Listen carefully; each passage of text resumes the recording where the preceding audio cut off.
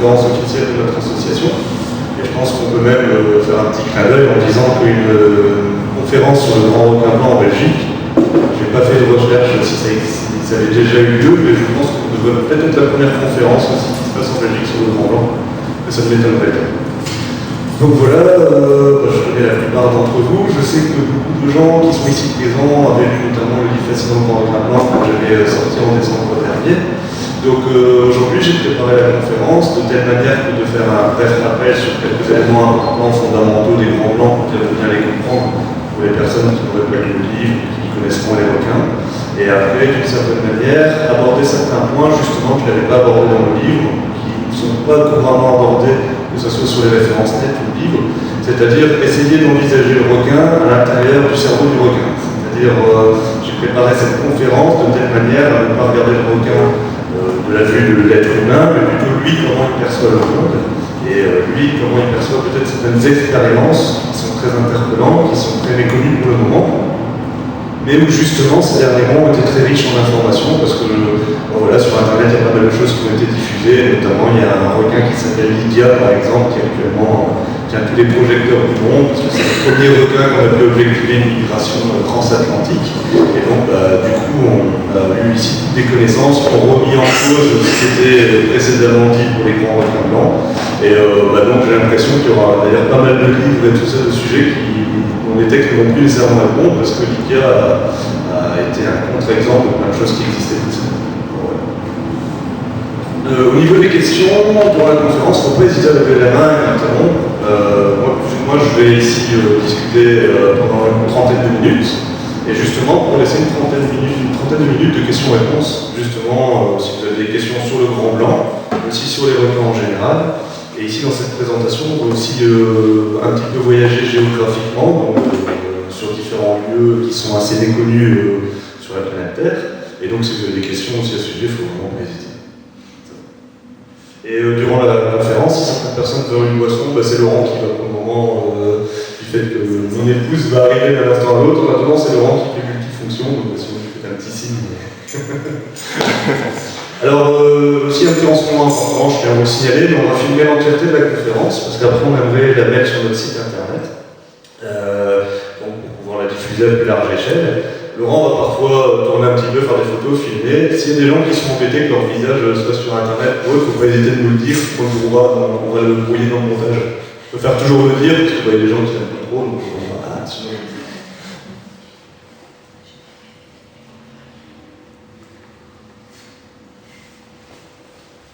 Donc voilà, ici j'ai commencé par la photo en fait, qui est sur la couverture de mon livre, qui moi est ma photo préférée en fait, de toutes les photos que j'ai prises des requins ces dernières années. Et donc en fait c'est une photo que j'ai prise en juin dernier à False Bay en Afrique du Sud. Alors je commence tout de suite par parler de False Bay parce que tous les documentaires sur la BBC ou sur les chaînes qu'on voit, etc., à chaque fois qu'on voit un grand requin blanc qui plonge en vertical en dehors des eaux, ce qui représente quand même 80% des documentaires, en général, sont toujours tournés sur le site sud-africain de False Bay. Moi, personnellement, c'est là-bas où j'ai réalisé le plus de plongées, donc c'est le site que je connais le mieux. Et donc, par rapport à ça, ce que je voulais dire, c'est qu'au niveau des grands blancs, ce site, justement, est un contre-exemple de ce que vit le grand requin blanc à l'échelle planétaire. C'est-à-dire que c'est le seul endroit où on a des requins qui font des attaques verticales qu'on appelle le poaching. Mais c'est aussi le seul endroit où, d'une certaine manière, les comportements adoptés par les requins autour des îles au niveau, on va dire, de la vie en communauté, de la hiérarchie sociale entre eux, est tout à fait atypique par rapport à ce qu'on verra autre part dans quelques instants. Alors, toujours dans les photos, je me suis amusé à mettre une autre petite photo, donc Charles en Afrique du Sud. Donc là, c'est une autre photo de requin que j'avais pris en 2008. Alors pourquoi je fais la transposition en 2008 et 2013 ? C'est parce que déjà, il faut savoir, pour bien comprendre le grand requin blanc, la majorité des photos qui circulent aujourd'hui sur les sites internet et autres montrent des requins qui mesurent souvent 5, 6, 7 mètres de... 7 mètres c'est rare, mais 5-6 mètres de long. Il faut savoir que la majorité de ces photos, il y a beaucoup de photos que c'est des archives qui ont été reprises pour en mettre aujourd'hui. Il y a encore quelques gros requins, mais ils sont très difficiles à observer. Et par exemple, un premier point ici qu'on peut faire, donc il y a 3 grands sites dans le monde en fait, où on peut rencontrer des requins blancs actuellement. Il y a en Afrique du Sud, en fait, vraiment la pointe sud, près de Cape Town, un genre de l'île qui s'appelle Sandstone et Gans Bay, donc vraiment la pointe de l'Afrique, vraiment la pointe sud de l'Afrique. On a au large à l'ouest américain, en fait, des États-Unis, on a aussi ce qu'on appelle les îles Farallon, et un petit peu plus loin, perdu dans le Pacifique, les îles Guadeloupe. Et on a l'Australie et la Nouvelle-Zélande qui sont aussi un autre endroit pour rencontrer beaucoup de grands blancs. Et pour ceux qui vont en Méditerranée, il y a toujours des grands blancs aujourd'hui qui vont en Méditerranée. C'est un lieu de pouponnière en fait, où les grands blancs apparemment mettraient bas près de la Sicile, de l'Italie et peut-être même de la Grèce, d'où le pourquoi actuellement de pas mal de mouvements de protection au sein de la Méditerranée pour les requins, du fait que comme c'est un site pouponnière, c'est un site d'autant plus important.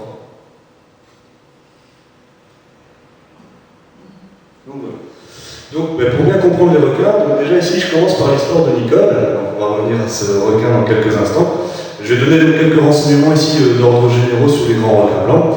Donc en fait les requins déjà sont des poissons. Ils se distinguent des autres poissons parce qu'en fait leur squelette est constitué de cartilage. Les autres poissons qui en fait ont aussi, ou les autres créatures qui ont du cartilage à la place de ce qu'on appelle le squelette des poissons représenté par les arêtes qui sont des os, en l'occurrence, ce sont les raies et les chimères. Donc le grand requin blanc ainsi que les autres requins ont cette particularité. Maintenant les requins, il y a pas mal d'espèces. Pour parler du grand requin blanc, donc c'est un condystrien et c'est le seul représentant de ce qu'on appelle les carcharodons. Il n'y en a plus 36, il n'y a plus que lui. Alors il y a deux espèces de requins qui sont plus ou moins ressemblant morphologiquement au requin blanc, qui sont notamment par exemple le requin mako, le requin océanique. En fait c'est toute une série de requins qui ont comme ça des formes de 2-3 mètres de long, 4 mètres, qui sont longiformes. Et la spécificité de ces requins, c'est vraiment un corps fuselé, cylindrique, et qui fait qu'ils ont une excellente capacité au niveau rapidité et autres pour parcourir les flots. Et la spécificité du grand blanc également, c'est qu'il peut aller dans toutes les eaux du globe, parce qu'en fait au niveau sanguin, il y a un système, on va dire, d'échange en fait, d'énergie et autres, qui font qu'il arrive à toujours tenir sa température 2, 3, voire 4 degrés au-dessus de la température de l'eau. Donc c'est-à-dire que quand le grand blanc est dans des eaux plus tropicales, d'une certaine manière, son mécanisme corporel se met au repos. Donc il peut se permettre, c'est pour ça qu'en général les requins dans les eaux tropicales chassent beaucoup moins, en tout cas pour le grand blanc, parce qu'il est vraiment dans des eaux très tranquilles. Par contre, quand il est dans des eaux plus froides, où justement ces cellules de chasse pour les otaries, les éléphants de mer et autres, il a besoin de beaucoup plus d'énergie, donc la chasse d'un grand blanc va être plus fréquente. Alors on a souvent l'image que le grand requin blanc, c'est une grande gueule avec un estomac qui mange tous les jours et qui passe sa vie à chasser. Mais en fait cette image est tout à fait fausse, parce qu'un grand blanc en moyenne se nourrit tous les 4 à 7 jours. Et quand il est en période migratoire, il peut même aller jusqu'à se nourrir une fois tous les 15 jours. Donc en fin de compte, si on prend l'action de chasse, le grand blanc sur l'ensemble de son mode de vie, ça représente vraiment très peu de temps. Et justement, j'en viens à l'histoire de Nicole, c'est elle justement qui nous a expliqué pas mal de choses. Pour ceux qui s'intéressent à tout ce qui est la paléontologie ou alors l'histoire des hommes, tout le monde a entendu parler de Lucie, qui pendant très longtemps était censée être notre ancêtre à toutes.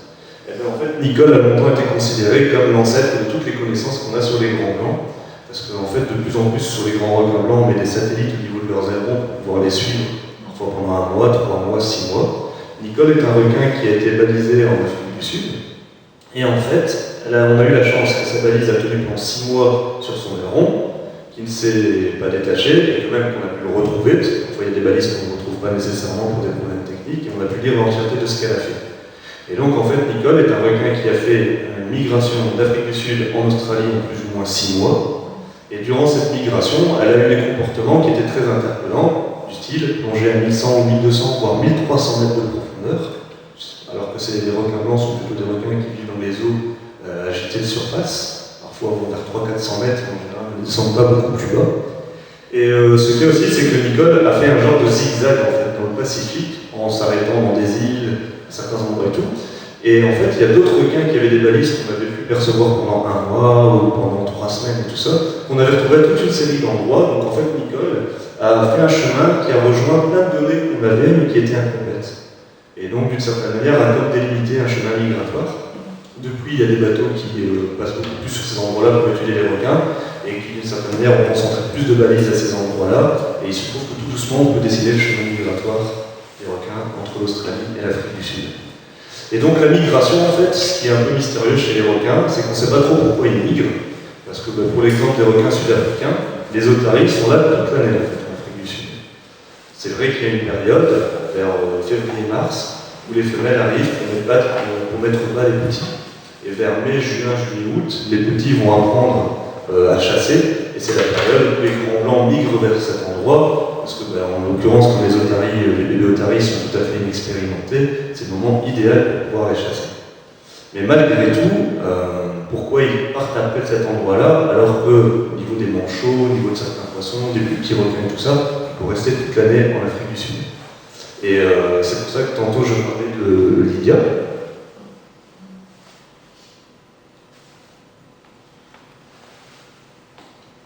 Je change un petit peu l'ordre de ce que j'avais prévu, parce que... Voilà. En général, je mets un plan, mais j'aime bien improviser. Donc en fait, Lydia, c'est un requin ici il y a très peu de temps, qui est parti des côtes est des États-Unis, qui est venu vers l'Europe, qui a aussi dessiné tout un circuit, et d'une certaine manière, qui a montré aussi un élément de migration comme le requin blanc Nicole, mais une migration qui ne s'explique pas beaucoup plus dans le sens où elle va à toute une série de lieux où il n'y a pas spécialement à manger. Donc pourquoi il s'y rend, on ne sait pas exactement, et actuellement, je veux dire qu'il y a plus de mystère que de connaissances sur le sujet. Alors il y a quelques instants, je parlais des requins blancs d'Afrique du Sud, ici on parle des requins blancs d'Australie. Il y a les requins blancs méditerranéens. Alors je vais un petit peu s'y résumer. En fait en Afrique du Sud, majoritairement, on a des requins femelles, qui mesurent souvent 4 à 5 mètres. Il y aurait aussi une zone en fait, où elles mettent bas en fait, au niveau des petits. Et donc c'est un site qui est vraiment connu pour l'histoire du breaching, donc c'est une particularité du grand requin blanc. Donc en fait le grand requin blanc, à cet endroit-là, ça s'explique un petit peu par la topologie en fait, des fonds marins, prend son élan en fait pour remonter de manière très rapide et attraper l'otarie en sortant des eaux qui sont vraiment opaques pour essayer de prendre l'otarie par surprise. L'explication c'est quoi? C'est qu'une otarie est souple, une otarie est rapide, une otarie a d'excellents réflexes, et pour le peu qu'elle ait échappé une ou deux fois des attaques de requins, on va même dire qu'elle est très expérimentée pour éviter les dangers. Et le grand requin blanc en fait n'a pas l'énergie nécessaire pour multiplier, c'est un petit peu comme le guépard. Quand il fait un sprint pour attraper une gazelle, il a un long temps de récupération. Le grand blanc, il peut peut-être faire ça 2-3 fois, mais s'il rate son attaque 1 jour, 2 jours, 3 jours, et qu'il est justement en train de finir une période de jeûne, il peut mourir de faim. Et donc cet endroit-là est un site exceptionnel au niveau de l'Afrique du Sud, parce que cette technique de chasse est sûrement la plus efficace des grands blancs. Par contre, les requins blancs qu'on trouve en Australie et aux États-Unis, eux n'utilisent pas du tout ce breaching, en fait, donc qui est ce saut vertical. Mais eux, apparemment, chassent plutôt les proies directement dans la mer. Donc, on parle de gros poissons, on parle parfois aussi d'oiseaux de mer, parfois qui pêchent, qui vont chercher les poissons qu'ils attrapent. On parle aussi de carcasses de baleines, on parle de dauphins. Donc, les requins blancs s'attaquent à toute cette série de proies. Et je fais une petite aparté pour dire qu'on dit souvent que le grand requin blanc est le meilleur prédateur des mers. Il faut savoir que, outre l'homme, le grand requin blanc a aussi un ennemi dans les océans, c'est l'orque. Il faut savoir que les grands requins blancs se font régulièrement attaquer par les orques. Et pour revenir à l'histoire de Nicole sur laquelle je suis parti, eh bien Nicole, en fait, si on s'imagine un petit peu dans l'océan, elle est toute seule, elle fait des milliers de kilomètres dans des déserts marins, elle ne doit pas rencontrer grand monde, et pourtant, les endroits en fait, où elle s'est enfoncée dans les profondeurs, on a pu remarquer que c'est des endroits qui sont régulièrement fréquentés par des orques. Et donc, en fait, le grand blanc, apparemment, quel que soit l'endroit où il est, quand il migre, ça se trouve aussi dans certaines autres zones du globe, apparemment s'enfonce dans les profondeurs sur des zones où il peut rencontrer des orques. Ça, c'est un exemple. Ou parfois, mais là, il n'y a pas de preuve, on a fait un lien aussi avec les cachalots. Alors,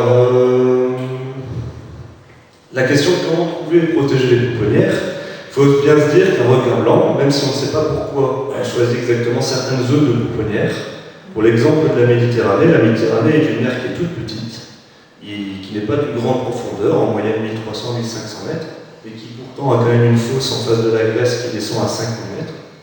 Donc, les requins blancs vont dans ces eaux méditerranéennes, et ce qui est assez curieux, c'est qu'ils ne mettent pas leurs petits n'importe où, mais vraiment sur certaines zones bien précises. Donc actuellement, on essaie de voir pour protéger ces zones, il y a des associations qui s'occupent de ça. Mais le problème du grand blanc méditerranéen, c'est qu'il doit passer par le détroit de Gibraltar, qui est particulièrement pêché par tous les bateaux de pêche portugais, espagnols, algériens et autres. Et donc, actuellement, le grand problème des grands blancs méditerranéens, ils sont très peu nombreux, tout simplement parce que sur le lieu de passage, ils sont chassés abondamment. Et donc, d'une certaine manière, la question de pouponnière est tout à fait primordiale. Et c'est pour ça que je l'aborde actuellement, parce que si vous faites des recherches une fois sur Internet, vous vous renseignez. Aujourd'hui, le point majeur pour essayer de protéger les grands blancs, ce qui donne un petit peu d'espoir, c'est d'essayer de trouver ces œufs de pouponnière et de pouvoir, entre guillemets, les protéger, faire zooprotéger, mais aussi tout le chemin pour y arriver. Je ne sais pas si vous avez des questions pour le moment ou pas. Non, pas du tout. Alors, mais nous en savons si peu, parce qu'en fait, dans tout ce que je viens de vous dire, il y a pas mal de suppositions malgré tout. Parce que ce qui est très frustrant quand on étudie le grand requin blanc, c'est qu'il y a énormément de livres. Mais si on prend un livre qui a été fait dans les années 80 ou 90, et qu'on prend un livre qui a été fait aujourd'hui, il y a énormément de données qui se contredisent du fait qu'on a des nouvelles connaissances, mais même ces connaissances, je vais dire que chez les experts, n'est pas toujours partagée. Par exemple, quand je rencontre des gens en Nouvelle-Zélande qui plongent régulièrement avec des grands blancs, qui me parlent des grands requins blancs, ou je parle avec des gens qui travaillent en Afrique du Sud, eh bien, les façons de voir les choses sont extrêmement différentes. Donc, ce que je vous ai raconté ici, j'ai essayé d'être le maximum objectif par rapport à toutes les connaissances et les recherches que j'avais faites sur le sujet. Alors maintenant, quand je dis que nous en savons si peu, il y a quand même certaines choses qu'on sait sur les grands requins blancs. Donc un petit peu en vrac, je vais vous donner quand même quelques renseignements qui vont permettre de transiter sur le sujet suivant. Il faut savoir qu'un grand requin blanc, son espérance de vie est de 55 ans plus ou moins. 55 ans à 60 ans. Un grand requin blanc aujourd'hui qui aurait 40 ans ou 45 ans, ce serait un magnifique animal pour aller jusqu'à 7 mètres de long. D'ailleurs, dans l'histoire, on a pêché pas mal de grands blancs qui étaient à 7 mètres 10. Il faut savoir que les plus gros requins blancs, on les a pêchés dans le Méditerranée. Alors, est-ce que c'est parce que, en fin de compte, la majorité de notre histoire et de nos connaissances sont basées sur, justement, l'histoire de nos régions, qu'on en est là, et que dans d'autres zones du globe, ils avaient moins la possibilité de pêcher les grands blancs comme on le faisait en Méditerranée, ou est-ce que c'est réellement les plus gros? C'était assez interpellant. Au niveau de la période de gestation d'un grand requin blanc, il faut savoir que déjà les grands requins blancs sont assez difficiles pour trouver un partenaire. Les grands requins blancs ont ce qu'on appelle, j'avais lu un livre ici il n'y a pas longtemps sur l'amour bestial, et dans ce livre, on précise par exemple, le grand requin blanc, malheureusement, ça n'améliore jamais son image de sa gueule, il a été caché, c'est les pervers. Donc je me disais, c'est bien, je vois un petit peu les joutes amoureuses du requin, et malheureusement ils tombaient dans la mauvaise catégorie. Et donc le grand blanc, en fait, il séduit sa femelle par des démonstrations de force. On ne sait pas vraiment lesquels, parce qu'on n'a jamais observé de grands blancs, en fait, qui étaient en train de séduire les femelles, mais on le déduit parce que toutes les espèces qui ressemblent le plus au grand blanc au niveau du comportement fonctionnent toutes ainsi. Deuxièmement, quand il a enfin séduit sa femelle, le fait de s'accoupler, je peux me permettre de le dire, il n'y a pas d'enfant, c'est tout un art. Il faut savoir que les grands requins blancs ont une relation sexuelle comme les humains peuvent en avoir. Il faut bien s'imaginer avec les courants et tout ça, de requins qui doivent se mettre ventre contre ventre, en tenant tant bien que mal l'équilibre, sachant parfois qu'il y a un gros mâle qui est derrière et qui va quand même faire un petit coup de morsure pour dire en gros, pousse-toi le bois, c'est moi qui m'y mette. C'est un peu comme ça que ça se passe. C'est tout un art déjà de pouvoir féconder une femelle. Deuxièmement, pour pouvoir mettre enceinte une femelle, cette femelle doit être âgée minimum de 9 à 10 ans. Le mâle de 7 à 8 ans. Donc, je veux dire, c'est déjà pas facile d'attendre cet âge, surtout avec tous les dangers comme pour les grands blancs. Et enfin, à partir du moment où la femelle a été enceinte, on estime, là c'est une estimation, entre 16 et 18 mois la période de gestation. Le grand blanc peut avoir de 1 à 10 petits, et comme c'est une espèce compétitive, quand ils sont dans le ventre de la maman, il faut savoir qu'ils sont ovovivipares, c'est-à-dire qu'en fait le grand blanc, il a des œufs dans le ventre, et les bébés font leur éclosion dans l'utérus, pour après naître normalement. Donc ils ont les deux aspects. Mais il faut savoir que les bébés, quand ils naissent, il y en a parfois un plus costaud, un plus puissant, qui se dit « j'ai envie de me fortifier, je mange les frères et sœurs ». Donc souvent, on a 5 à 10 requins à la base chez la maman, parfois il n'y en a qu'un qui sort. Et quand ils sortent, ces pouponnières, bien entendu, nous on les connaît pas bien, mais il y a toute une série de requins qui les connaissent très très bien. Comme les requins n'ont pas conscience qu'ils sont à 2 doigts de disparaître, ils ne se font pas de cadeaux entre eux.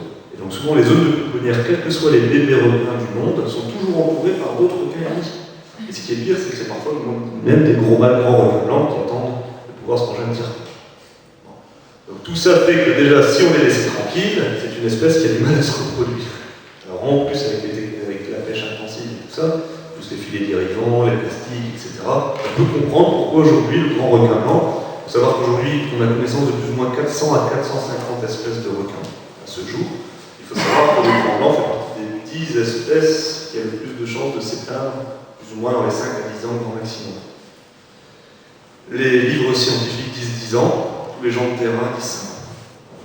Pour ma part, j'avais été plongé à Seal Island et à Shark Alley en 2008. Quand je descendais au milieu des requins, on avait en moyenne 15 à 20 requins autour de nous. Quand j'ai été l'année passée, quand nous avions 5 requins sur la matinée, voire sur la journée, bien sûr qu'ils ne venaient pas en même temps, on était déjà très heureux. Il faut savoir que quand j'ai été en 2008, j'ai pu photographier des requins qui mesuraient 4,5 m, 5 mètres, c'était la moyenne, parfois 5,5 m. Ici, sur les 3 semaines que j'étais en juin, j'ai vu 2 requins qui faisaient peut-être 5 mètres de haut. Donc, en 50 ans, c'est tout à fait possible d'avoir une diminution énorme. Alors, toujours au niveau des grands requins blancs, j'aime bien raconter plus ou moins ce qu'on raconte très peu dans les livres. C'est une affirmation de ma part, mais je ne suis pas le seul à l'affirmer. Les grands requins blancs sont la seule espèce de requin qui a conscience, mais vraiment conscience, et connaît le monde extérieur, c'est-à-dire le monde hors de l'eau. Il faut savoir que quand on approche les grands requins blancs, en général, au bateau, dans leurs approches, ils sortent souvent la tête en fait, jettent un coup d'œil et font à plusieurs reprises. Pourquoi ils le font? Tout simplement parce que pour évaluer le danger à la surface, la majorité de leurs sens ne fonctionnent pas comme ils devraient, donc ils viennent jeter un coup d'œil. Il faut savoir aussi qu'un grand requin blanc, quand il vient 2-3 ans sur le même site, et que c'est toujours la même personne qui lui donne des morceaux de thon, on a vraiment l'impression qu'il le reconnaît, parce qu'il y a par exemple des grands requins blancs qui approchent quand c'est telle personne, mais qui n'approcheront pas avec une autre personne. Et il n'y a pas longtemps, j'ai vu aussi un reportage sur les requins tigres, et un bonhomme témoignait en fait de toute une histoire d'amitié qu'il avait eu pendant 5 ans avec un requin tigre. Et cette femelle, en fait, avait déclenché un genre de familiarité avec lui, qui avait déclenché personne d'autre. Lui estimait qu'il y avait comme un sentiment qui s'était passé. Bon, après, est-ce que c'est une image de conception humaine ou autre? Ça, c'est différent. Et le grand requin blanc, c'est le seul donc, qui apparemment observerait les étoiles. Parce qu'en fait, au niveau des sens du grand blanc, il n'a pas vraiment des sens précis que pour réussir des migrations, par contre, aussi précises d'une année à l'autre. C'est-à-dire que le grand blanc, en fait, quand il migre, malgré tout, il va sur des zones qui sont assez similaires. Et dans les grands déserts marins, on se dit c'est pas sa vue, son odorat ou son huile. Alors il a peut-être un gène en lui qui fait qu'il a ce chemin migratoire. Mais bon, pour nous contrarier, parfois il y a quand même un grand requin blanc qui en a peut-être marre de l'Afrique du Sud et qui va partir vers l'Atlantique. Donc il n'y a quand même pas comme les saumons, par exemple. Les saumons, ils naissent, ils font toujours le même trajet. Les grands blancs, on pourrait penser que c'est vrai, mais il y a toujours des contre-exemples. Et donc en fait, on pense qu'au niveau migratoire, entre autres, ils se repèrent avec les étoiles. Ah, voilà. Alors moi je trouve ça assez poétique, je trouve ça assez joli. En tout cas, l'épopée de Nicole, il y a un film qui avait été réalisé sur son histoire, montrait des images où elle contemplait les étoiles, et dans les livres qu'on trouve en Afrique du Sud qui parlent de Nicole, parce que là-bas c'est une véritable vedette nationale, il y a beaucoup de livres qui parlent d'elle, en tout cas c'est ce qu'on retrouve tout le temps.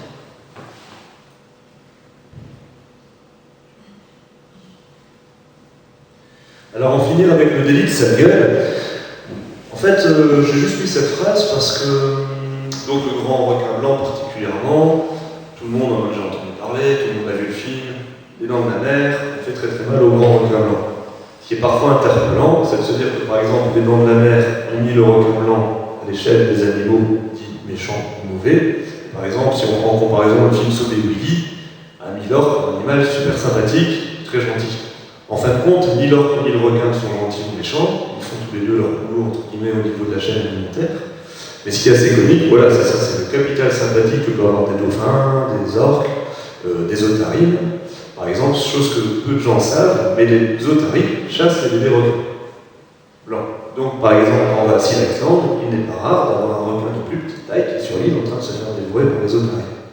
On va même dire que, par exemple, les otaries, avec leur progéniture, quand les femelles vont chasser et qu'elles laissent leur bébé tout seul au milieu de la communauté d'otaries, régulièrement, des jeunes mâles d'otaries s'amusent à torturer ou harceler des petits bébés d'otaries, voire à les tuer.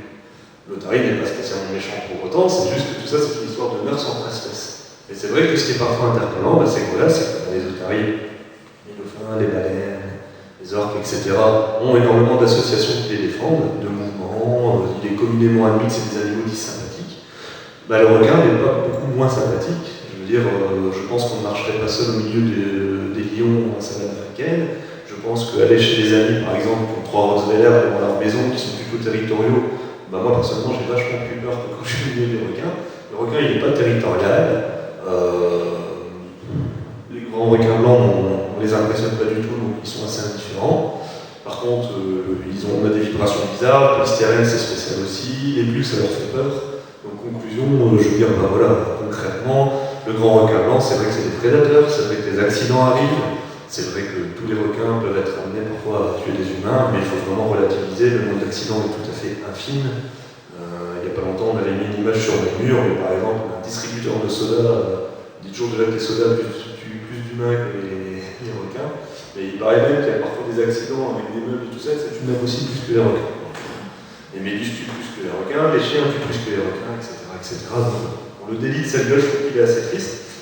Et dans le livre que j'ai écrit, mais aussi souvent dans les images qu'on montre à nos stands, etc., à part une image où il a la gueule ouverte et c'était pas dans un élan d'agressivité, moi c'est assez volontaire, je n'aime pas vraiment mettre des photos spectaculaires d'un requin déchaîné avec ses gencives sanguinolentes et tout, parce qu'en fin de compte, c'est pas l'image qu'on rencontre le plus quand on est sur place. Quand on est sur place, ça c'est deux moments de quelques fractions de secondes sur une journée, et tout le reste du temps, c'est des requins qui nous regardent, qui tournent quand on est en face d'eux, qui s'approchent, qui jouent pour toi, donc voilà.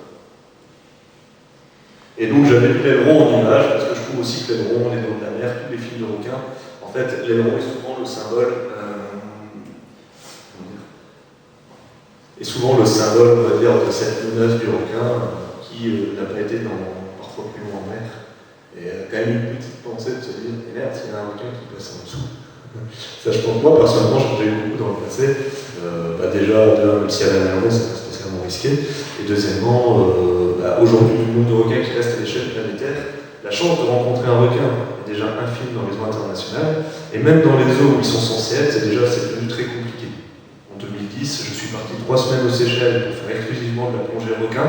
Pendant 2 semaines, j'ai fait chou, alors que j'étais avec là-bas des mecs qui étaient super connaisseurs, on a été sur les sites les plus connus. Donc, je veux dire, c'était vraiment très compliqué de voir un requin. Bonjour Marie. Alors tantôt je vous ai parlé du Brecht, le fameux slogan. Moi c'est une petite photo que je préfère parce qu'en fait c'est une photo que j'avais prise, c'est la première photo en fait, que j'ai réussi sur un Brecht. Déjà, pour faire ce genre de photo, je suis toujours un peu cocasse pour raconter ça. Il faut savoir, quand on va à Sea-Island, en général on se lève à 4h du matin, 5h du matin, on part sur le bateau à 6h, et souvent jusqu'à 14h, 15h. En fait sur le bateau, les 3 premières heures elles sont super passionnantes. Tout le monde se positionne de la manière la plus confortable qui soit, sachant que la mer est super agitée, donc on a régulièrement qui sont assez malades. Et on est tous là, en attente. Et alors, il faut chercher et observer en fait le vol des oiseaux, sachant qu'il y a beaucoup d'oiseaux. Et essayer d'anticiper l'ameutement d'oiseaux qui a déjà repéré les otaries qui vont se faire attaquer par des requins, peut-être parce qu'ils ont perçu l'ombre du requin qui avait tourné sur une échelle de 200 mètres. Donc, sur le bateau, en général, c'est le calme absolu. Certaines personnes font un signe par là, par là, par là. Et 2 fois sur 3, il y a un brèche qui se passe, et c'était à droite, c'est quelqu'un qui crie, les photos vont, on n'a rien. Et puis, du coup, on se dit, il y a eu un brèche, je vais en avoir un deuxième, et souvent on attend celui du lendemain. C'est un art, le brèche se fait sur une énorme superficie autour de Sea-Island, donc il y a une île unique avec des otaries. Il y a ce qu'on appelle le cercle de la mort, où il y a le martinement des Brecht, il y a toujours des requins qui font l'exception. Et donc, souvent, après 2-3 heures d'attente très longues, ce qu'on fait, c'est qu'on a un petit appât, c'est un otarie en polystyrène, qui résiste aux morsures de requin et qui ne sait même pas l'arracher pour ne pas l'avoir dans sa bouche, qui casse normalement pas trop de dents, mais sachant que de toute façon, le requin, s'il casse une dent, dans la semaine, il en a une nouvelle, on ne s'inquiète pas. Et on envoie cet otarie avec une petite ficelle, et alors là, tout le monde se positionne d'une manière, et on attend. Et en général, quand il y a une heure, on a fini. Et en plus, quand on a le Brecht, parfois il y a une longue distance, donc si on zoome à ce moment-là, on a un flou, donc on n'a pas. S'il est trop proche, on a une zoom au préalable, c'est ce que j'ai eu. J'ai eu le corps d'un requin, il me manquait la tête. C'était sûrement la photo du siècle que je pouvais faire.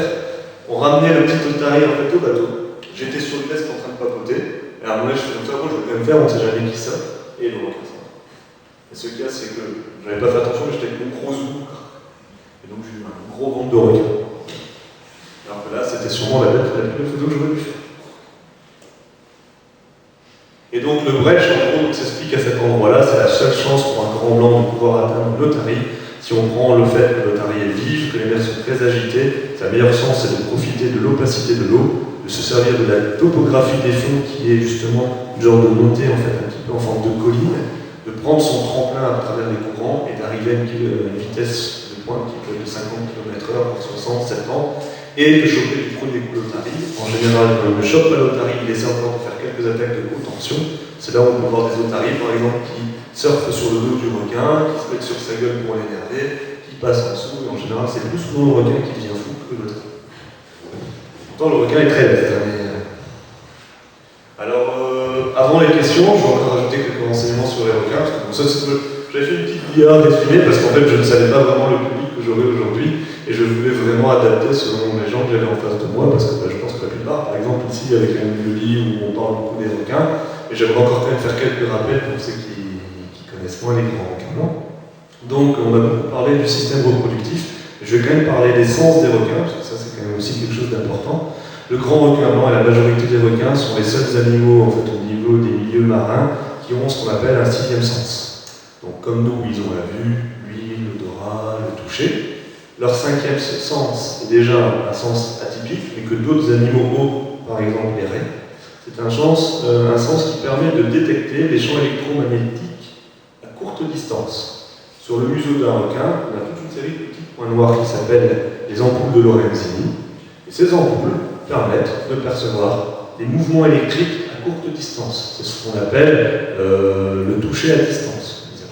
C'est-à-dire que c'est un toucher, c'est pas vraiment le toucher direct, mais c'est pas loin. Ça permet par exemple de trouver des raies dans le sable. Ça permet, quand ils sont face à une otarie, comme le requin blanc, quand il attaque une otarie, il ferme les yeux en fait. Il a des paupières qui ferment au niveau des yeux, donc il attaque à l'aveugle. À ce moment-là, c'est ce truc-là qui va permettre de détecter le mouvement. Parfois, il ouvre les yeux, mais comme les otaries, comme tous les animaux, sont très intelligents, ils savent qu'ils doivent attaquer le grand blanc dans les yeux. Là, on a régulièrement des grands requins blancs qui en aiment un. Voilà. Et donc, ce toucher à distance, c'est un genre d'électromagnétique, au radar, attaque droite, gauche, et qui est extrêmement perfectionné. Et puis on a encore un sixième sens. En fait, le requin blanc a aussi ce qu'on appelle des lignes latérales en fait, au niveau du corps. Et ce sont des lignes qui permettent de détecter les champs magnétiques terrestres. C'est-à-dire au fond des eaux, il y a toute une série de champs électromagnétiques et tout ça qui circulent, enfin les ondes et tout ça. Ça doit sûrement jouer au niveau migratoire pour les requins également. Et donc ça leur permet aussi de parcourir certaines zones selon qui sont des zones justement où c'est perceptible par rapport à ce qu'ils peuvent faire par rapport à leurs récepteurs. Le sens, on dit souvent que le requin repère des humains ou des proies au loin quand la proie saigne et que tout de suite son odorat perçoit le sang. Depuis longtemps, cette donnée a été démentie. Elle est maintenue par les médias, mais elle a été démentie. Un grand requin blanc peut percevoir une goutte de sang dans l'eau à 400-500 mètres, voire peut-être des plus doués 1 km maximum. Mais ils ont un autre sens qui est vachement plus perfectionné chez eux, c'est l'ouïe, c'est l'audition. Là, ils peuvent entendre jusqu'à 1,5 km, 2 km. Et ce qu'ils entendent, c'est des vibrations. Et c'est là où j'en viens. Il y a souvent une confusion avec les êtres humains, des requins qui approchent les êtres humains, parce que les êtres humains font des vibrations quand ils nagent, qui sont tout à fait identiques aux otaries ou à d'autres animaux que les grands blancs et les requins chassent. Deuxièmement, le grand blanc donc, arrive, il a repéré ça. Si l'humain saigne, à ce moment-là, en plus, il va se mettre en état d'excitation, parce qu'en effet, il va repérer qu'il y a du sang, donc il va se mettre en instinct de chasse. S'il n'y a pas de sang, il va s'approcher. Et puis, qu'est-ce qu'il va faire? Ce sera la vue à ce moment-là qui va leur enseigner. Par exemple, le surf. Déjà, un surfeur qui est couché sur sa planche et qui va avec ses bras, le grand blanc n'a pas la vue la plus exceptionnelle qui soit, il a une bonne vue, mais qui est quand même assez limitée, surtout qu'il ne faut pas oublier que les os sont troubles. Qu'est-ce qu'il va voir? Il a entendu du battement comme un otarie ou comme un éléphant de mer ou autre, il voit une ombre qui ressemble à ça, il va tenter une première attaque. Souvent il se rend compte à ce moment-là de son erreur, il ne reconnaît pas le goût de la chair humaine, ou alors il y a des tissus, tout ça qui ne lui plaît pas beaucoup, il arrête l'attaque, la personne meurt. Parce que les attaques du grand blanc sont souvent mortelles par la puissance de l'animal. Donc ben voilà, c'est un truc qu'on dit le grand requin blanc mangeur d'homme, ça c'est déjà, il faut expliquer ce phénomène, c'est déjà une chose. Il y en a plein d'autres, mais ça c'est un parmi. Deuxièmement, les humains qui voient approcher un requin stressent en général. Pulsion cardiaque qui va, l'adrénaline qui monte. Les requins perçoivent ça. Ils entendent le battement cardiaque. Donc à partir du moment où ils ont quelqu'un qui est rassuré, qui nage, de dire « m'embête pas mon galère, ne me fais pas peur », ils sont quand même assez intelligents pour se dire « bon, ça n'a pas l'air d'être une pro ». Et si quelqu'un commence à paniquer dans l'eau, c'est la pire chose à faire, parce que le requin, qui se gourre, il sait déjà qu'il ne va pas risquer grand-chose.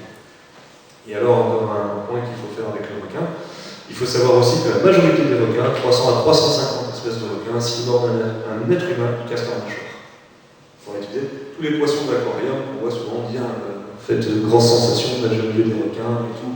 Il y a un risque qu'ils soient mordus par ces requins, on peut avoir une petite morsure, donc un chien pourrait mordre quelqu'un. Il faut savoir qu'en majorité dans les aquariums, souvent il y a des produits qui font qu'ils sont bien endormis, ils ont plus qu'il faut pour manger, donc c'est des requins de toute façon qui ont des comportements qui sont plus vraiment fidèles à ce qu'on voit dans les océans.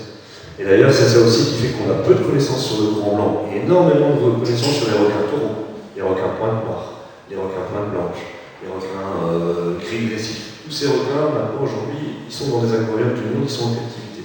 Et donc, il y a des chercheurs qui passent leur temps à les observer dans l'aquarium. Et donc, on a toute une série de renseignements sur ces requins qui ne sont pas nécessairement vérifiables en milieu sauvage. Et le grand blanc ne sait pas le mettre en captivité. Ils ont déjà tenté 3 fois l'expérience. Soit il tue tout le monde autour de lui, soit il se suicide. Mais en général, on ne sait jamais le tenir plus de 4 mois. C'est un requin qui est tout à fait adaptable. Et pourtant, au niveau de l'intelligence, au niveau de la capacité de son cerveau, c'est sûr et certain que ce requin pourrait apprendre, on pourrait lui apprendre des tours. Quand il est assez intelligent, il pourra apprendre, être conditionné par méthode de conditionnement. Pas par prise de conscience, mais par méthode de conditionnement, on pourrait apprendre des choses aux grands requins. Et comme ils sont indomptables, mais ils ont le cerveau pour. Et encore une petite chose sur toujours le débit de sa gueule. En effet, on dit toujours que le requin est un estomac sur pattes. Je tiens quand même à dire que l'estomac et le foie sont les 2 plus gros organes notamment du grand requin blanc et de la majorité des requins. Rien que le foie, ça couvre 25% du poids du corps du requin et parfois plus de la surface. Ça s'explique pourquoi. Le foie, déjà, quand ils font des grandes migrations, c'est lui qui distille l'énergie. L'estomac digère, le foie, c'est la réserve. Donc déjà, c'est sa condition de survie pour pouvoir faire cette pérégrination ou anticiper des périodes de jeûne.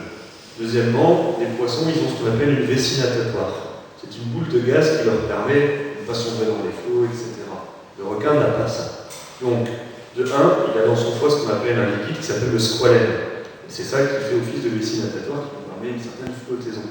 Mais le squalène est beaucoup moins efficace que la vessie natatoire, donc du coup le requin est contraint à nager perpétuellement. Un requin qui ne nage plus, c'est un requin qui meurt. Un requin qui est pris dans un filet, qui s'accroche à la nage, s'il décourage, il mourra. Donc actuellement, on a pas mal d'unités contre ce qui se passe en Australie. Il faut savoir que les requins qui remontent, il y en a beaucoup qui sont morts sur les lignes et qui ne mesurent pas 3 mètres. Ça pose réflexion, quand on prend un moyen pour contrer les requins, parfois il faut réfléchir, il y a des choses comme ça qui sont tout à fait basiques. Maintenant, il existe des exceptions chez les requins, notamment les requins nourrices. Pour ceux qui vont à les aquariums, souvent toujours 1 ou 2 gros requins qui sont dans le fond et qui ne bougent pas, qui sont énormes. Ça peut être des requins tapis, des requins nourrices, on en a plusieurs sortes. Ce sont des requins qui, eux, malgré tout, ont un système qui fait qu'ils arrivent à respirer sans bouger. Je veux dire, sur l'ensemble des espèces de requins, c'est une énorme minorité. Et ce que je peux encore dire au niveau des requins, tantôt je parlais des dents, mais il faut savoir que les requins ont des dents qui tournent tout le temps, c'est un genre de tapis roulant. Donc un grand blanc peut avoir entre 5 et 7 rangées de dents successives et se sert des 3 premières pour attaquer. Et même si ces dents ne sont pas cassées, ce système de tapis roulant continue tout le temps. Donc les requins, les dents tombent, et il y a toujours des nouvelles qui arrivent, ça permet de garder une efficacité maximale. Donc voilà. D'autres requins ont moins de dents, bien sûr, que le grand blanc, le grand blanc est tout à fait particulier. Et encore un truc sur leur mâchoire, souvent les images spectaculaires qu'on voit de cette mâchoire qui sort au niveau de l'attaque, c'est tout simplement parce que la mâchoire du requin, il n'y a pas d'eau ni rien, c'est des ligaments et la musculature en fait, qui envoie sa mâchoire en avant. Parce que si vous avez déjà bien remarqué, les requins ont la bouche sous le corps. Les poissons, ils ont leur bouche ici, et ils savent manger en avant de niveau. Et le requin a sa bouche quasi un petit peu en partie ventrale, au début de la partie ventrale. Donc pour chasser, c'est pas très efficace, il peut se retourner, se contorsionner dans tous les sens. Donc la majorité des requins ont un système de pouvoir sortir en mâchoire, qui permet de rétablir ça. Donc, je pense avoir fait un tour de la question au niveau des sens, tout ça, des points majeurs. Je ne sais pas si vous avez des questions en plus. On n'a jamais imaginé un système pour les éloigner justement de pouvoir éliminer naturellement tout ce qui perçoit les ondes qui facilitent les battements d'un humain avec les battements monétaires, de perturber ces ondes-là pour que ça ne ressemble plus, pour que les humains portent un appareil sur eux qui émettent d'autres ondes, quelque chose qui puisse les chasser ou pas. Oui, il existe tout ce qu'il faut pour vivre avec les requins sans courir de risque.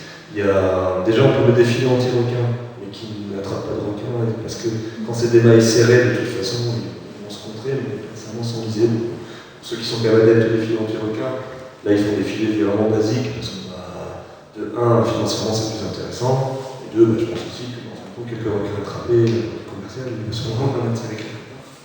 La deuxième chose, c'est qu'il y a des gens qui ont développé des petits émetteurs qu'on peut mettre en ligne sur le fond marin qui repousseraient les requins, comme on peut faire des émetteurs qui les attireraient. Le problème de ça, c'est que c'est très coûteux et que comme les requins peuvent venir de partout, c'est vrai qu'en fin de compte, ce qui est difficile, c'est de limiter des zones.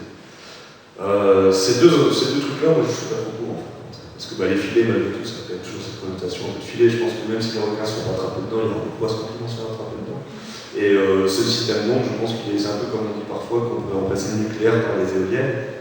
Je suis à 100% pour l'écologie et tout ça. Aujourd'hui, vu comment on sait l'échelle de la planète, c'est pas réalisable, c'est pas faisable, c'est de l'utopie. Oui, non, mais certaines zones protégées, tu vois, ou des plages. Mais le problème, c'est qu'en Afrique du Sud, par exemple, ce serait toute la côte africaine. Parce que les requins sont partout, aujourd'hui, le tourisme est partout. Alors j'en viens, moi, à ce que je pense qui est préférable, c'est le système de bracelets, en fait. Il y a des bracelets, en fait. Aujourd'hui, la majorité des requins, blancs, antiques et tout, sont balisés. Ils sont tous balisés, répertoriés, suivis par satellite. Et même ceux qui ne le sont pas, il y a même des systèmes de colliers qui pourraient repérer un système de requins par un cyanure. Enfin, non, je ne suis pas là, je ne connais pas le détail de tous les aboutissants. Ça a été développé justement en Australie. Et donc, en gros, l'idée, c'est que les surfeurs, quand ils vont faire du surf, ils mettent ce petit bracelet. Et quand un requin approche dans une certaine délimitation qui se compte en kilomètres, donc a le temps de pouvoir venir, à ce moment-là, ça s'enlève et il sait qu'il doit regagner la plage. Ça, c'est un système qui marcherait. Problème de système, toujours une fois, et il y a quand même le facteur zéro qui n'existe pas au niveau du risque, dans le sens quand même que toujours un requin qui va sortir dans le sillon, qui va peut-être passer outre tous les tests. Par contre, moi, les deux trucs que je trouve les plus prometteurs, c'est le système de vigie-surveillance qui a été développé en Afrique du Sud. C'est quoi? C'est on met des tourelles, en fait. Des tourelles, c'est même pas. C'est le même comme un sauveur, les gens qui sont au sauvetage et tout ça, qui sont parfois sur des chaises hautes. C'est le fait de mettre ce genre de choses sur des petites collines, parce que dans les côtes sud-africaines, c'est toujours des plages qui sont suivies de collines. Et ils sont là avec des jumelles pour analyser l'horizon. Il y a des bateaux, des petits bateaux qui sillonnent pour voir si on voit pas de requins, les eaux sont assez transparentes, souvent près des plages, on sait quand même repérer les requins. Et en plus, il y a des plongeurs qui se relaient toute la journée sur certaines zones. Et quand un requin approche, il y a une sonnette qui sort. Et les gens sortent de l'eau. Et ils sont d'autant plus disciplinés que souvent, quand on arrive sur ces plages, il y a des gens qui viennent expliquer aux gens qui ne connaissent pas tout le système. Et dans les écoles en Afrique du Sud, on va faire de l'éducation pour les jeunes en expliquant ces systèmes. Donc, tout le monde est très au fait de ça, les écoles vont se baigner. Et en fait, ce qui a été depuis qu'ils ont mis ce système en place, il y a eu 0 accident en 3 ou 4 ans. Et en plus, le tourisme a explosé. Parce que tout le monde trouve ça super fun d'aller sur des endroits où il y a des requins et que c'est sécuritaire. Et ils ont un système de drapeaux, il y a 3 ou 4 sortes de drapeaux. Il y a le drapeau qui dit pas vu le requin du tout. Il y a celui qui a on a vu un requin il y a 2 heures. Il y a celui du requin actuellement interdit de nager, et ainsi de suite. Et donc ils jouent avec des drapeaux et c'est tout un fun. Et l'autre système que je pense qui est trop prometteur, celui-là c'est utopie, c'est tout, mais c'est tout simplement nous d'être éduqués. On nage pas à certaines heures de la journée, il ne faut pas nager le matin et le soir, c'est des heures de chasse, les eaux sont coupes. Il y a quand même des plages, quand on sait que c'est une pouponnière de requins tigres, par exemple, qui sont là dans une densité, pourquoi aller mettre un club de surf tout près? Ça d'une logicité terrible. Et ça, on peut aussi envisager. En fait, on connaît aujourd'hui quand même assez bien les requins côtiers pour savoir où est-ce qu'on peut nager, où est-ce qu'on peut aller faire du sport, où on ne peut pas. Enfin, tout ça est tellement anticipatif. Le drame qui s'est passé à la Réunion, moi je trouve que c'est vraiment triste. Ils avaient une réserve, ça s'est refait cette réserve qui avait un petit peu, qui était revenue là, mais c'est quoi? C'est une population de peut-être 40 ou 50 requins bulldogs qui sont passés. Et par exemple, pour prendre l'exemple de la Réunion, les eaux de la Réunion sont ultra polluées sur le pourtour. Les requins bulldogs, c'est des requins qui pêchent à 40-50 mètres de profondeur, parce qu'ils aiment les eaux troubles. À partir du moment où c'est pollué, eux ils captent plus vraiment 50 mètres, 30 mètres, 20 mètres, 10 mètres, ils prennent toute cette superficie pour chasser. C'est de 1. De 2, il n'y a plus grand chose à chasser dans ces eaux, il n'y a plus de tortues, il n'y a plus rien. C'est sympathique. Et le seul endroit où ils avaient encore mangé, c'est près de cette réserve. Où là, il y avait une réserve encore à Réunion qui dirait qu'il pullait tout. Et les accidents sont dans une périphérie qui est cette zone-là. Il y a un ou deux accidents qui sont inexpliqués, mais la majorité des accidents se passent sur des eaux comme des heures qui ne sont pas les heures idéales, qui ont été nagées après des temps de pluie, d'orage. Les eaux sont troubles comme au matin ou au soir. Beaucoup de problèmes. Et par exemple, la Réunion, ici, on ne peut plus avoir beaucoup de requins, parce que je pense. Et ça, c'est un peu le problème. Aux Seychelles, actuellement, on pêche les requins alors qu'ils sont protégés, ou que la Réunion, on pêche les requins mais ils sont protégés. En Équateur, pareil. Est-ce que le requin est un solitaire ou bien est-ce qu'il vit en bande? Oui, il y a de tout. Le grand blanc, c'est un requin solitaire. Quand il fait quelques associations, c'est des associations nécessaires. C'est-à-dire que les jeunes requins blancs, parfois, à leur naissance, ils mesurent 1m20, 1m30. C'est déjà bien. Et c'est très faible par rapport à des requins tigres, requins taureaux et autres qu'ils peuvent rencontrer. Donc c'est pas rare de voir des requins blancs juvéniles qui s'associent. Pas nécessairement frères et sœurs, une paire de requins qui chassent ensemble. Mais à partir du moment où ils sont assez forts, ils se séparent, ils veulent individuel. Par contre, on a par exemple le requin taureau, qui est un excellent requin marteau, qui est le contre-exemple. C'est un requin qui vit en communauté, en tout cas les femelles. Les mâles, ça dépend. Il y a quand même une grosse partie de l'année où ils avancent, c'est pour les périodes d'accouplement, ils avancent ensemble, mais ils chassent ensemble aussi de temps à autre. Ils ont quand même une vie sociale très élaborée. Mais chez le requin, je pense que si on se met dans la peau du requin, toujours dans la façon de voir les choses du requin, le requin est intelligent, et je vais dire, il y a des gens, par exemple, chez les êtres humains, on a tous une faculté d'intelligence, on n'est pas... Là, il y a des gens qui vont avoir des QI de 60, et des gens qui auront des QI de 120. Et après, c'est la manière dont on les utilise. Quelqu'un, par exemple, qui a du mal dans les études et tout ça, mais par exemple, qui est passionné d'un sujet précis, et qui va aborder ce sujet dans tous ses aspects, va devenir peut-être un génie d'un sujet, et va rester faible sur d'autres sujets. Le requin, c'est un peu pareil. Je veux dire, le requin, attention, avec les capacités cérébrales qu'il a, je ne pense pas que le requin anticipe sa snelle, son moi, ses relations sociales en disant lui c'est mon ami, lui c'est ma famille et tout ça. Je pense déjà qu'il n'y accorde pas d'importance et je ne sais pas s'il voit si loin la question du futur lointain chez les animaux, même si les animaux ont une conscience et tout ça, je suis le premier à défendre cette idée qu'ils ont une intelligence, une vie sociale, etc. Je suis le premier à défendre. Je pense quand même que dans la conception d'un futur lointain, peut-être, en tout cas chez les requins, c'est difficile. Mais par contre, ils ont assez la capacité de chasser, par exemple, ils l'ont développé à leur excès, donc ils sont vraiment les rois de techniques de chasse efficaces. Et je pense que les requins, en fait, les associations qu'on a, c'est beaucoup des associations de nécessité. C'est-à-dire, par exemple, s'il y a une baleine morte qu'on trouve dans l'océan qui a été tuée par des orques, par exemple, il reste un gros bout de cadavre, les requins vont venir le manger parce que c'est une source magnifique dans les voies migratoires de graisse. Et bien souvent, quand les requins repartent, ils repartent en bon groupe.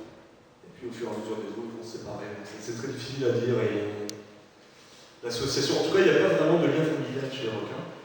Et au niveau des associations, je pense que c'est des associations opportunistes. Tant les requins femelles que les requins mâles vivent donc isolément. Et il y a des périodes où ils se regroupent, surtout pour l'aspect reproduction, et ils vont vivre en communauté pendant quelques mois. Donc là, ils vont peut-être développer des techniques de chasse ensemble, une certaine cordialité. Et ces mêmes requins, à l'autre partie de l'année, pourraient s'attaquer. C'est pour ça que je dis qu'il y a une relation opportuniste. J'ai vraiment cette impression que ce que j'ai pu voir partout au niveau des requins, déjà c'est très hiérarchique. Il y a les requins quand on plonge avec les requins, les tout gros ils sont en haut, les tout petits sont en bas. Et s'il y a un petit qui est en bas, ils sont en dessous. Parce que le système hiérarchique ne discute pas, c'est la force. C'est vraiment la loi du plus fort. Le plus puissant gère. Et quand on dit gère, c'est-à-dire qu'il ne donne pas de commandement aux autres, mais ce sera le premier à attaquer une proie. Et les autres mangeront le reste. C'est comme ça que ça fonctionne. Et il y a des défis, donc on fait des requins qui viennent défier un plus gros. Et il faut voir les requins, la majorité des requins ont plein de morsures. C'est pas tendre. Mais maintenant, ils ont quand même une capacité à l'empathie d'une certaine manière. Parce qu'il y a quand même c'est parfois interpellant, mais voilà, quand on est dans l'association, on peut avoir un gros mâle, une grosse femelle de, je sais pas moi, de 5 mètres, qui pendant tout un temps va être accompagné d'un plus petit requin qui n'est pas sa progéniture, mais qui va la laisser suivre, qui va laisser des morceaux de viande, des morceaux de poisson et d'autres, et que le requin va finir derrière. Encore une fois, il y a beaucoup de mystère. Hein. J'ai toujours du mal à m'avancer sur ce sujet, parce que moi, subjectivement, j'ai quand même toujours tendance à être très sympathique sur la conceptualisation, la communication sur les animaux, parce que moi je pense qu'il y a beaucoup de choses qui n'ont pas été prouvées, qui n'ont pas été objectivées, mais qui existent.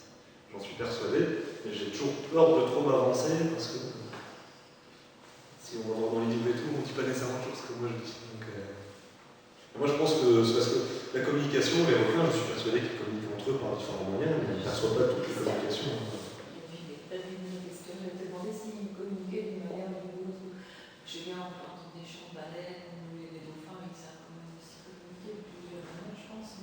Et les requins, c'est un peu s'ils communiquent. Et ils poussent pas de bruit, je pense pas en tout cas, mais les attitudes, les comportements, les claquements de mâchoire, ne serait-ce qu'une attitude d'attaque chez un requin, selon les espèces, peut se profiler de plein de manières.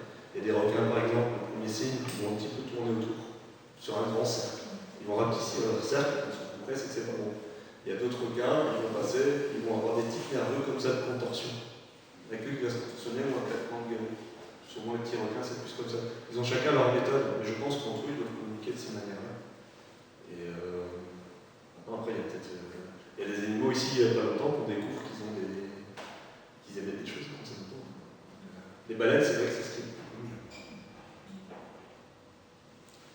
À la vue, quand on rencontre un requin, on repère facilement une femelle, on distingue facilement une femelle d'un mâle ou pas? Ouais, facilement, en fait, les mâles, ils ont les pénis, les mâles, ça s'appelle des ptérygopodes. Les ptérygopodes, en fait, donc le requin, on a les deux nageoires pectorales, puis on a les deux nageoires, c'est pas des. Non, j'ai un peu même. Enfin, il y a deux longs filaments comme ça qui dépassent, les ptérygopodes, qui sont tout près de l'anus. Et ça, c'est les deux sexes des requins, en fait. Et quand ils se reproduisent, ils se servent qu'un des deux sont fonctionnels. C'est un truc qui m'a toujours fait rire, parce que j'ai jamais compris pourquoi justement leur avait mis deux, si... enfin, c'est assez comique, mais en tout cas, j'ai fait de l'humour dans mon bouquin en disant quand même que le requin il peut vanter d'avoir cette spécificité, c'est peut-être que l'être humain, même les grands requins blancs aussi, parce que c'est complexant de savoir qu'il est quand même vachement plus balèze. De taille comme de nombre, le requin il est pas mal. Mais oui, donc si on regarde, on voit passer le requin, on voit clairement ça. Et alors, les femelles sont beaucoup plus grosses que les mâles. À partir du moment où un grand blanc au-dessus de 5 mètres, c'est une femelle. Voilà. Chez les requins, c'est les femelles les plus puissantes et c'est les femelles qui sont dominatrices. Ah, c'est un système assez matriarcal. Mais en fait, j'hésite à matriarcal parce qu'en fait, elle ne gère pas comme les éléphants, par exemple. Elle gère en troupeau, là, parfois il y a des requins qui suivent, parfois il y en a qui ne suivent pas.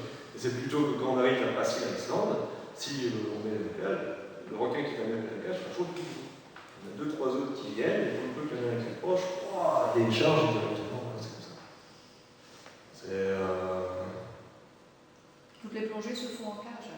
Ben, en fait, c'est compliqué au niveau des grands blancs, c'est qu'en Afrique du Sud, de toute façon, à part un permis, on ne peut pas plonger hors cage. Voilà, c'est pour faire ce type de tourisme, s'il y a un accident, et tout. Donc on peut avoir ce brevet, cette permission, mais pour ça, il faut remplir vraiment énormément de critères, notamment être un plongeur confirmé, avoir les techniques, tout ça. C'est un gros truc, je sais s'il ne faut pas payer le truc, donc bon, c'est un peu difficile de nager avec les grands blancs sans cage en Afrique du Sud. Maintenant, il y a des endroits du monde, aux Ikoko ou autres, où je pense que c'est possible de le faire. Voilà, donc maintenant, en général aussi, ces endroits-là, pour le simple touriste, malgré tout, que je reste par rapport au requin, dans le sens où on fait comme on peut. Moi, j'aime bien l'Afrique du Sud, parce que l'Afrique du Sud, c'est le seul pays quand même qui permet de faire ce type de plongée à des prix qui sont encore accessibles. Ça, il faut quand même le dire, il y a des pays, c'est quand même devenu un business, à certains endroits, plonger avec les requins. Après 5 jours en mer pour aller voir les requins, ça coûte 7 000 € la personne ou 7 000 € la personne. Bon, voilà. En Afrique du Sud, ça reste un voyage tout à fait commun. Les plongées grand blanc sont accessibles. Bon, c'est souvent une journée de plongée grand blanc, en moyenne, c'est une centaine d'euros. Comme vous dire, à titre de comparaison, en Australie, on a 400 €. Aux États-Unis, on a 600 €. Dans un endroit, on est à 1 000 €. Ça reste même. Et pour le peu qu'on fait 2 ou 3 plongées, il y a moyen de s'arranger pour avoir des prix, après avoir un logement à moitié prix, tout ça. Donc en fin de compte, l'un dans l'autre, le ticket d'avion pour l'Afrique du Sud pour nous, c'est beaucoup plus accessible. Donc l'un dans l'autre, on arrive à faire un voyage qui est raisonnable. On peut nager sans cage. Par contre, moi personnellement, avec les grands blancs et les macos, j'ai toujours nagé en cage, et tous les autres requins, j'ai toujours nagé sans cage. Personnellement. Les macos, c'est juste parce que moi là-bas, je voulais nager sans cage, mais il paraît, à la limite, c'est plus dangereux de nager avec des macos qu'avec le gros blanc, et s'ils sont totalement imprévisibles, c'est un requin qui est parfois un petit peu plus belliqueux, et c'est quand même le record de vitesse chez les requins. C'est-à-dire que le requin maco, c'est la pointe de vitesse, donc on le voit en eau trouble, et justement, comme il est très rapide, donc en gros, je veux dire, imprévisible, on ne s'en fait rien éviter. Il a quelle vitesse Quelle vitesse on part de 50 km/h, il y en a qui disent 70, 80, c'est testé, mais il y en a qui disent 100 km/h. Je vais dire entre 50 et 100, moi je pense que ça joue aussi surtout sur la grandeur du mako, et savoir aussi s'il est aussi dans un courant par exemple, parce que ça joue aussi. Les requins qui chassent dans des autres courants et tout ça vont être beaucoup plus forts que par une mer agitée, où donc ils subissent entre 50 et 100 km/h avec des pointes qui peuvent monter. Et donc c'est ça un moment. Moi je sais parce que quand j'ai nagé en cage avec les requins mako, c'est très frustrant, il n'y a pas moyen de tirer une photo. J'ai aucune photo quasi des mako valables. Ils sont rapides. Ça passe. Ils s'approchent, c'est très difficile, même de la surface.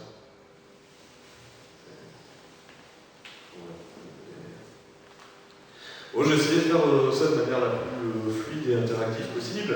Je ne sais pas si ça vous a convenu comme conférence. Ouais. Je dis,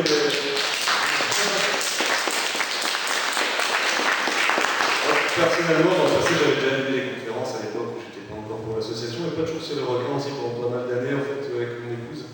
On avait participé, on favorisait en longtemps. Moi, j'ai écrit dans très longtemps un bouquin sur Gengis Khan. Il fut un temps, j'étais passionné par toutes les histoires des conquérants. Aujourd'hui, c'est tout le contraire, parce que je préfère grandir Martin Luther King.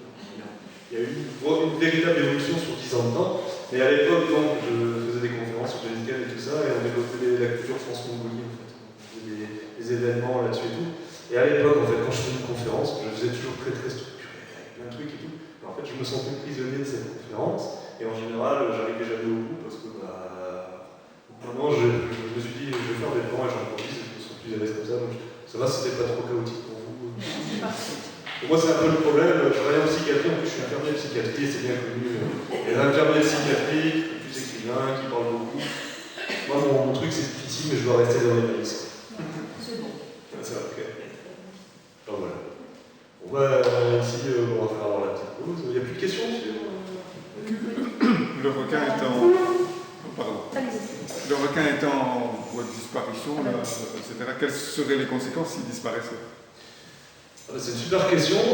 Ici, dans le sens où les endroits où actuellement les requins étaient censés occuper la zone de manière annuelle et ont disparu, on ne voit plus de dauphins, on ne voit plus de baleines, on ne voit plus rien. Tout simplement parce que dans la chaîne alimentaire, voilà, l'interdépendance, tout est lié, haut en bas, sur les côtés, etc.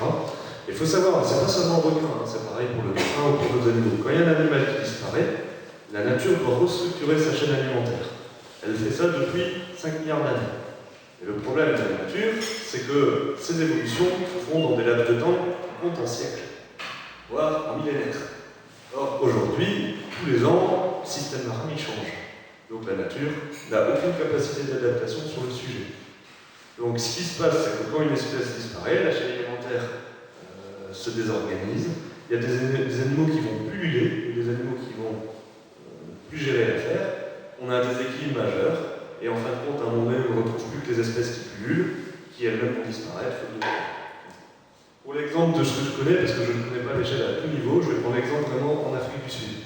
Actuellement, depuis qu'il y a moins de requins, il y a moins d'otaries, il y a moins d'oiseaux, parce qu'en fait tout ça est lié sur les tractations. Il y a des poissons qui sont trop gros nombres, des poissons qui sont trop petits nombres, des algues qui s'étendent, etc. Et puis tout est chahuté, on s'y repère plus.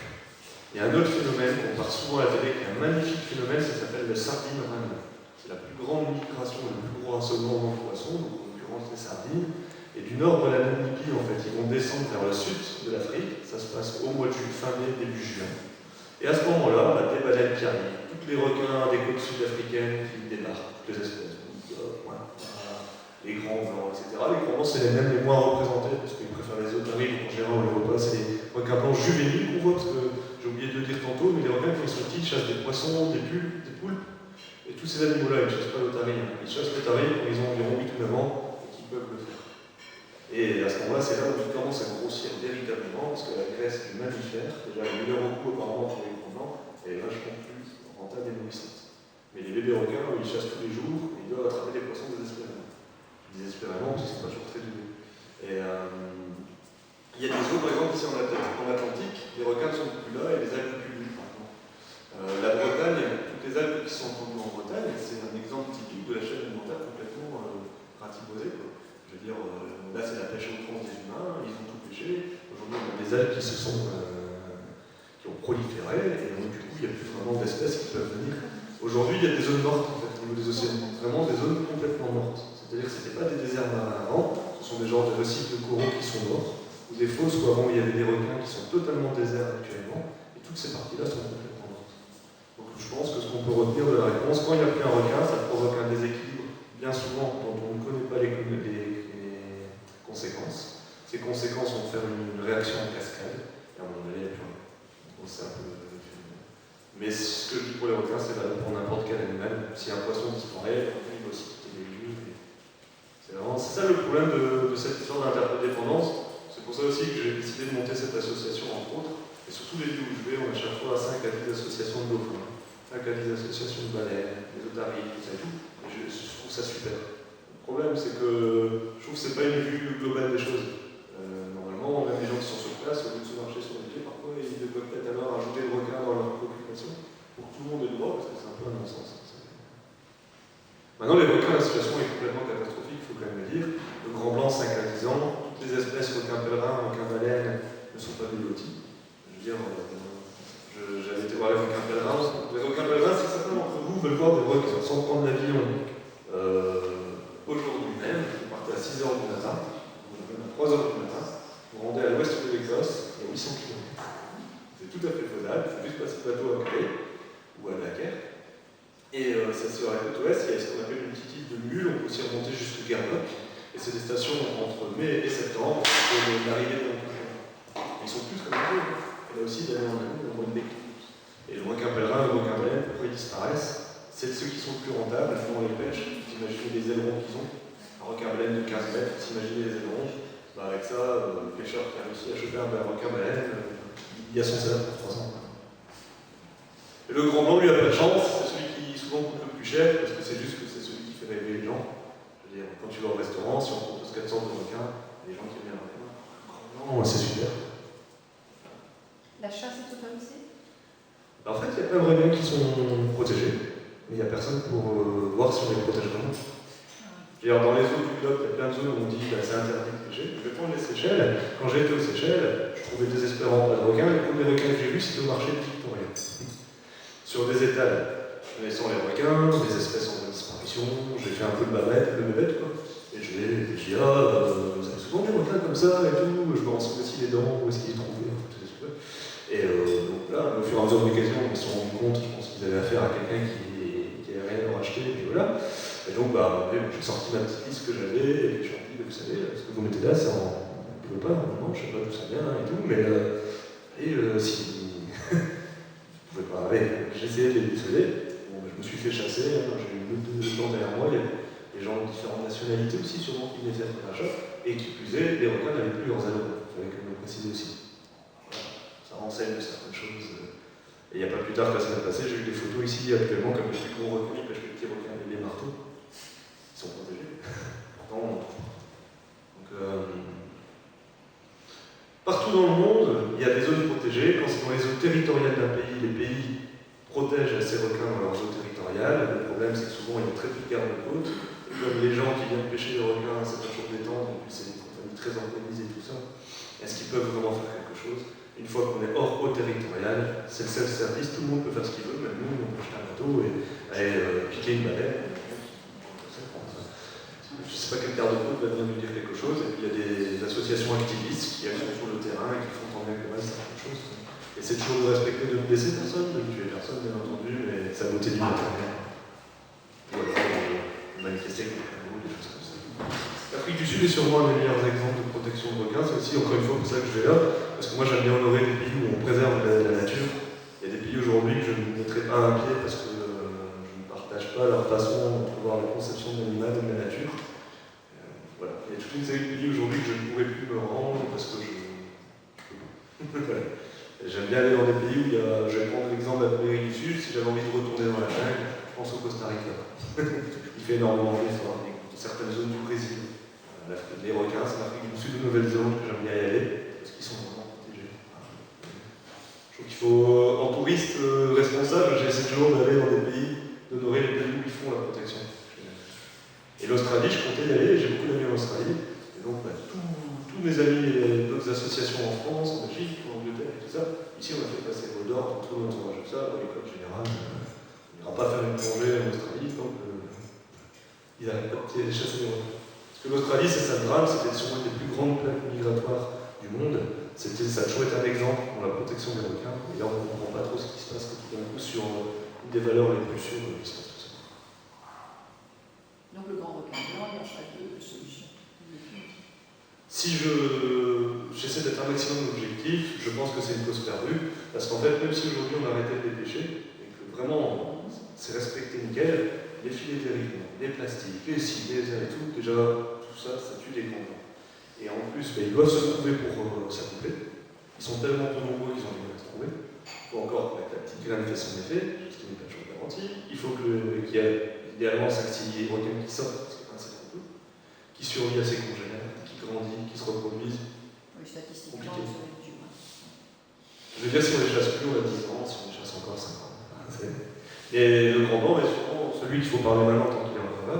Je pense aussi que malgré tout, c'est le requin qui a le plus d'impact dans le subconscient des gens. Et donc, voilà, je pense qu'il est peut-être le meilleur exemple. Moi, à la base, je l'ai choisi parce que j'adore tous les requins. J'essaie de contribuer à la cause de tous les requins. Vous savez que le grand blanc, ça a toujours été mon requin coup de cœur. Et personnellement, je veux dire, le 2 tiers du temps que j'ai passé avec le requin, c'était grand blanc. C'est quand même celui que je connais le mieux, donc je me suis dit, bon, on va toujours parler de ce qu'on connaît. Mais tu l'as très bien fait. Et s'il y en a qui veulent, les requins pèlerins, pas loin, c'est quand même une belle expérience aussi. On ne peut pas nager avec eux, c'est pas dans les eaux écossaises. On voit des requins de 15 mètres, qui passent à côté du bateau. Ils sont tellement lents, ils ne prennent pas trop conscience qu'on est là, ça les indiffère complètement. C'est sympa aussi. Je vous le dis parce que l'année prochaine, par contre, je vais attaquer ce sera le requin pèlerin que je vais aborder plus en profondeur. Déjà bien, son nom pèlerin, c'est un requin pacifiste. Après avoir fait la saga du Grand Blanc en caricature. Voilà. Bon ben voilà. Pour ceux qui participent au quiz, j'ai donné beaucoup de tuyaux ce soir. Il y a plein de réponses qui ont été dites. Je le dis. Normalement, vous devez cartonner sur les requins.